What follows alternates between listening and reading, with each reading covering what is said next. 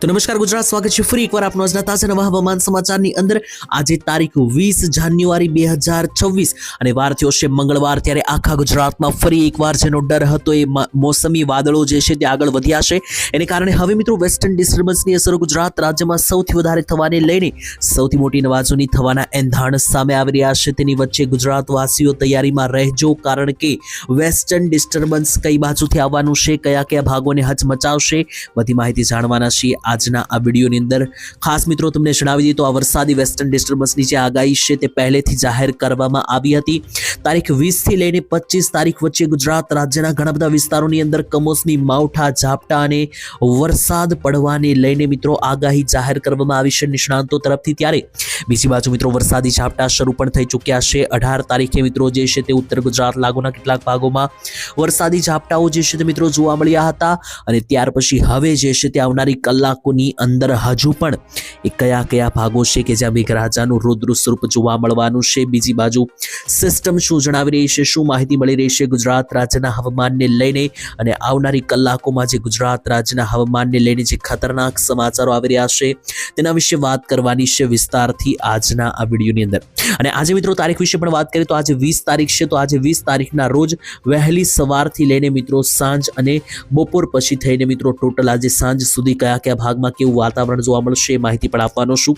ટૂંકમાં આજનો જો તમે આ વિડીયો છેલ્લે સુધી જોઈ લેશો તો તમારે હવામાનને લગતો બીજો અન્ય આજ માટે કોઈ વિડીયો જોવાની જરૂરિયાત નહીં રહે. અને આપણી આ ચેનલ ઉપર દરરોજ સવારે 6 વાગે મિત્રો વિડીયો મૂકવામાં આવે છે દરરોજની માહિતીનો. તો એ દરેક મિત્રોએ દરરોજ સવારે મિત્રો ખોલીને આ ચેનલ એક વખત જોઈ લેવું કે જેનાથી તમને તમામ હવામાન સમાચાર મળી જાય. અને બીજી બાજુ મિત્રો મહત્વની અપડેટ કે જો તમે આ ચેનલને હજુ સુધી સબસ્ક્રાઇબ નથી કરી તો મિત્રો ચેનલને સબસ્ક્રાઇબ કરી લેજો. એ તમારા માટે ફાયદાકારક બનશે, કારણ કે જો તમે ચેનલને સબસ્ક્રાઇબ કરો છો તો દરરોજના હવામાન સમાચાર તમને મળશે. તો ચાલો મિત્રો હવે ટાઈમ બગાડવાનું બંધ કરીએ અને વિડીયો ઉપર આવીએ. તો સૌથી પહેલા મિત્રો આપણે એક લિસ્ટ બનાવી નાખીએ કે આજના આ વિડીયોની અંદર આપણે કયા કયા મુદ્દાઓ જે છે તે ચર્ચામાં લેવાના છે કે જેનાથી તમામ ગુજરાતવાસીઓને આ વિડીયો જે છે તે આરામથી સમજાઈ જાય. સૌથી પહેલા મિત્રો લિસ્ટમાં જે છે તે 1 નંબર ઉપર જ આપણે વાત કરવાની છે. તો ગુજરાત રાજ્યની અંદર 20 થી 25 તારીખ વચ્ચેની જે વરસાદી આફત છે તેને લઈને શું સિસ્ટમ બની રહી છે તેના વિશે માહિતી હું આપવાનો છું. બીજા નંબરે હું તમને માહિતી આપવાનો છું તો છેલ્લા કેટલાક 24 થી 48 કલાકની અંદર મિત્રો ભારે વરસાદ પડ્યા છે, અમુક ભાગોમાં ઝાપટા પડ્યા છે. તો એ કયા કયા ગામમાં ઝાપટા પડ્યા છે અને જે માવઠા પડ્યા ગુજરાતની અંદર તેના જે વિડીયો અને ફોટો સામે આવ્યા છે એ પણ અમે તમને દેખાડવાના છીએ આ વિડીયોની અંદર બીજા નંબર ઉપર. અને ત્યાર પછી ત્રીજા નંબરે મિત્રો હું એક ગામનું નામ લઈને તમને માહિતી આપીશ, એટલે કે ગામના નામ સાથે મિત્રો વરસાદની માહિતી હું તમને આપીશ કે કયા ગામની અંદર અને કયા જિલ્લાની અંદર ગુજરાતમાં આવનારો છે આ માવઠાનો રાઉન્ડ છે તેમાં કેટલી અસર થશે. ત્યાર પછી ચોથા નંબરે મિત્રો આપણે જાણવાના છે તો કેટલાક નકશાઓ જાહેર કરવામાં આવ્યા છે હવામાન વિભાગ તરફથી વેધર મોડેલો દ્વારા. એ નકશા વિશે જાણશું. અને બીજા નંબરે ઠંડી વિશે, શિયાળાની વિદાયને લઈને પણ મિત્રો જે સમાચાર છે તેના વિશે પણ આપણે વિસ્તારથી માહિતી મેળવીશું. તો ચાલો મિત્રો ટાઈમ બગાડવાનું બંધ કરીએ અને હવે શરૂ કરીએ. તો સૌથી પહેલા મિત્રો મેં તમને જણાવ્યું હતું 20 થી 25 તારીખની વચ્ચે જે ઘાતક સિસ્ટમ આવી રહી છે. આ ફોટોની અંદર મિત્રો તમે જોઈ રહ્યા હશો કે આખો જે આ વેસ્ટર્ન ડિસ્ટર્બન્સનો ભયંકર પટ્ટો જે છે તે મિત્રો અહીંયા આ રીતનો જે લંબાઈ રહ્યો છે. આ પટ્ટાને કારણે ગુજરાત રાજ્યની અંદર નીચે ગુજરાત રાજ્ય છે તો ગુજરાત રાજ્ય ઉપર આવનારી 20 તારીખ એટલે કે આજથી લઈને આવનારી 25 તારીખ સુધી, આજે 20 તારીખ થયેલી છે અને વાર થયો છે મંગળવાર, તો આજથી લઈને આવનારી 25 તારીખ સુધી ગુજરાત રાજ્યના મોટા ભાગના વિસ્તારોની અંદર માવઠા પડવાની આગાહી છે. તે સિસ્ટમ અહીંયા તમે લાઈવ જોઈ શકો. બીજી બાજુ હવામાન નિષ્ણાંત જેમ કે મલાલે પણ માહિતી આપી હતી કે 20, 21, 22, 23, 24 અને 25 આ 6 દિવસ 20 થી 25 તારીખની વચ્ચે ગુજરાતમાં આવી રહ્યું છે એક મોટું વેસ્ટર્ન ડિસ્ટર્બન્સ. અને તેની અસરોના ભાગરૂપે જે છે તે આખા ગુજરાતની અંદર ફરી એકવાર કમોસમી વરસાદી માવઠા જે છે તે જોવા મળવાના છે. તો ગુજરાતવાસીઓ તૈયારી દાખવજો. અને ત્યાર પછી મિત્રો બીજા નંબરે જે માહિતી મળી રહી છે તેના વિશે વાત કરીએ તો જોઈ લો વરસાદ પડ્યો છે, એવું નથી કે માત્ર ને માત્ર હવામાં આગાહી છે. જોઈ લો મિત્રો 18 તારીખની માહિતી છે. અહીંયા હું તમને ફરી એકવાર મોટા અક્ષરે લખીને પણ સમજાવું કે જેનાથી તમને ખ્યાલ આવે. તો મિત્રો આ જે છે તે 18 તારીખની માહિતી છે. અને આ રોડ જે તમે પલળેલો જોવો છો મિત્રો બધો વરસાદી ઝાપટાને કારણે છે. અને આ વિસ્તાર છે મિત્રો ધેડ વિસ્તાર અને ઉત્તર ગુજરાતનો આ પંથકો છે. તો ઉત્તર ગુજરાત ક્યાં આવેલું છે નકશામાં અહીંયા સમજો મિત્રો, આરામથી સમજાઈ જશે. તો આ ઉત્તર ગુજરાતનો જે આ પટ્ટો છે ગુજરાતનો, આ ભાગની અંદર વરસાદ પડ્યો હતો 2 દિવસ પહેલા અને ગઈકાલે. હવે અહીંથી મિત્રો આ વરસાદ આ રીતના આખો ગુજરાતમાં ફેલાઈ જવાનો છે. અને ફેલાતો મિત્રો જે છે તે 20 થી 25 તારીખ સુધી આખા ગુજરાતમાં માવઠા રૂપી વેસ્ટર્ન ડિસ્ટર્બન્સની અસરો ફેલાઈ શકે. અને 20 થી 25 તારીખની વચ્ચેની મિત્રો જે આ સિસ્ટમ છે તેને કારણે કયા કયા ભાગની અંદર અસરો બની શકે અને કયા એ ભાગો છે કે જ્યાં વધારે અસર થઈ શકે તેને લઈને એક નકશો જાહેર કરવામાં આવ્યો છે તે જોઈએ. તો મિત્રો જોઈ લો, જીએફએસ વેધર મોડલ તરફથી આ નકશો બહાર પાડવામાં આવ્યો છે. હવે મિત્રો આ નકશો શું જણાવે છે જાણવું એટલા માટે જરૂરી, કારણ કે વેધર મોડલ જીએફએસની લગભગ 99% સાચી પડતી હોય છે આગાહી. ત્યારે આજે વેધર મોડલ જીએફએસ તરફથી આ નકશો પાડવામાં આવેલો છે બહાર. એમાં અહીંયા મિત્રો આ સર્કલની અંદર આપણું ગુજરાત અહીંયા આવેલું છે. જોઈ લો મિત્રો, આ ગુજરાતનું લાઈવ લોકેશન અહીંયા તમે જોઈ રહ્યા છો. અને આ જે મિત્રો પીળો કલર છે એટલો પણ તમે આ જોઈ રહ્યા છો, આ પીળો જે ભાગ છે વરસાદના ઝાપટા સૂચવે છે. તો વેસ્ટર્ન ડિસ્ટર્બન્સ આખું આ રીતનું મિત્રો આ પાકિસ્તાનનો ભાગ છે. પાકિસ્તાન તરફથી આ રીતનું નીચે આવવાનું છે અને નીચે આવતું મિત્રો ગુજરાત તરફ આગળ વધશે. અહીંયા આપણું ગુજરાત ક્યાં આવેલું છે એના ઉપર પણ મિત્રો આપણે વિસ્તારથી ચર્ચા વિચારણા કરીએ. તો મિત્રો જોઈ લો, આપણું ગુજરાત જે છે તે અહીંયા હું તમને ઝૂમ કરીને માહિતી આપું તો અહીંયા આપણું આ ગુજરાત રહેલું છે. આ ગુજરાતની આખી આ બોર્ડર છે અને ગુજરાતની અંદર પણ આ પીળા ભાગો જે છે તે રીતસરના જોવા મળી રહ્યા છે. અહીંયા તમે ધ્યાનથી જોશો તો આ ગુજરાતની બોર્ડર થઈ ગઈ અને ગુજરાતની આ બોર્ડરની અંદર તમે જોશો તો મિત્રો આખા કચ્છના ભાગોમાં અહીંયા વરસાદી ઝાપટા પીળો ભાગ દેખાઈ રહ્યો છે. ઉત્તર ગુજરાતમાં પણ જોઈ લો, મહેસાણા, બનાસકાંઠા, અરવલ્લી, સાબરકાંઠાના પટ્ટાની અંદર ઝાપટા દેખાઈ રહ્યા છે. સૌરાષ્ટ્રની અંદર પણ જોશો તો આ મોરબીનો વિસ્તાર છે, ત્યાંથી લઈને જામનગર, દ્વારકા, જુનાગઢ, પોરબંદર અને રાજકોટ, આ પટ્ટાની અંદર પણ મિત્રો અહીંયા પીળો ભાગ છે.